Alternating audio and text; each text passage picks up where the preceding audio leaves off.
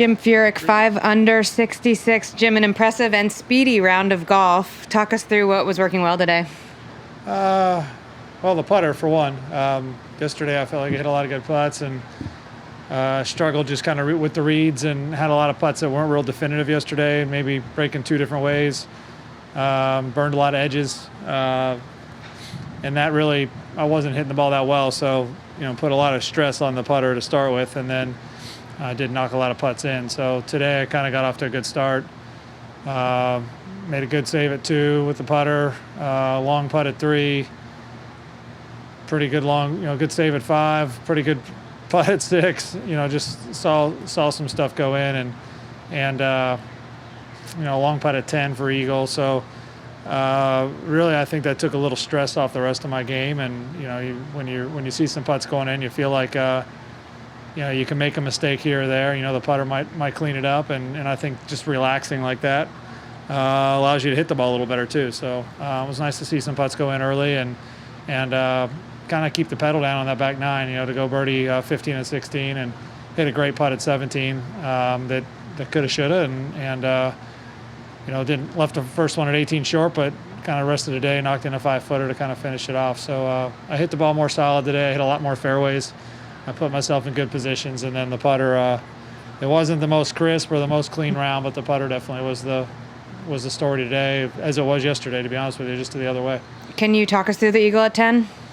Yeah, it's playing about, not accounting for the uphill, it's about 260 to the front today, and for me, a little uphill, just kind of a good solid drive, and I thought I could fly it right around the front edge. I think I flew it 2 or 3 yards on, and it had some height to it, so it actually stopped on the green and about pin high, about 30 feet right of the pin, and about a 2 feet break right to left, and was able to kind of pour one in and sneak it in the right side. So good way to jump start the back 9. I bogeyed 7, a little stall there, and pars at 8 and 9, and then to kind of get that momentum is always nice.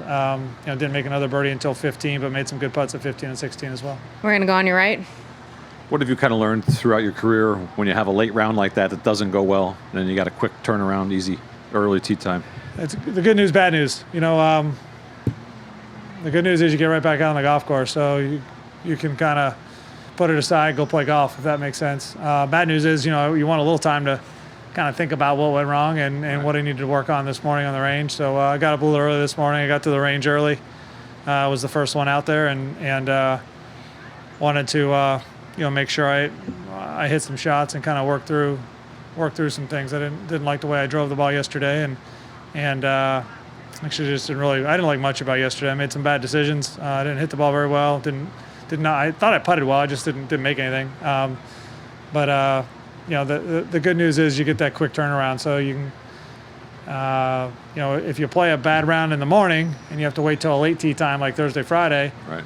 Bad news is you got to sit on it for a long time. Good news is you have time to go practice in the morning and work on the things you can do. So you just try to find the positives and get back out on the golf course. And I looked at kind of where even par was when the morning started, and thought about if I could work my way back towards that over the weekend. Have a good finish, whatever it may be. But to kind of knock that putt in at 16, get back to even, and I put myself in a pretty decent position for the tournament.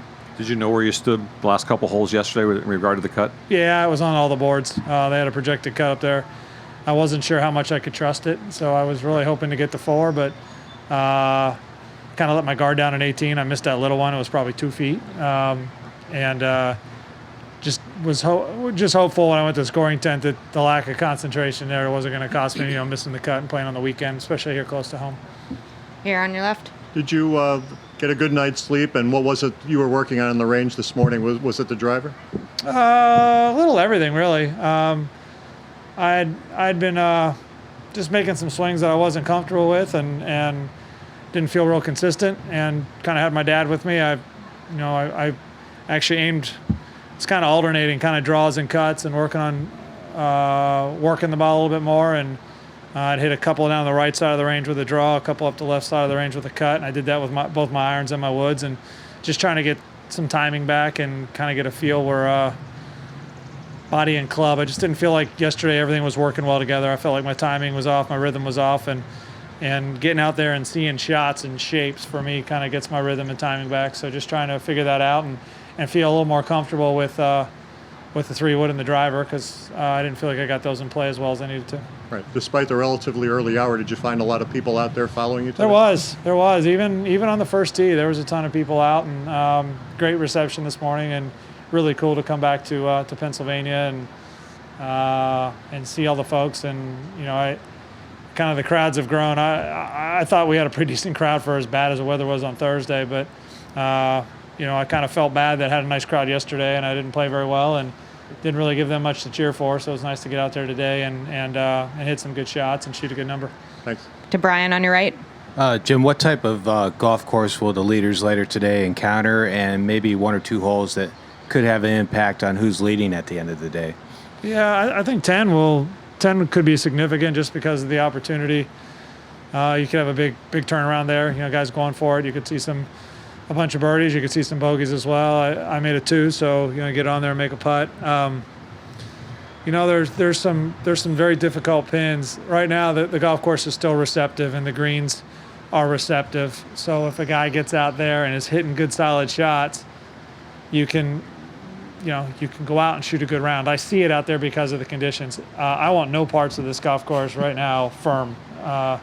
If these greens got really firm, it'd be a whole different ball game.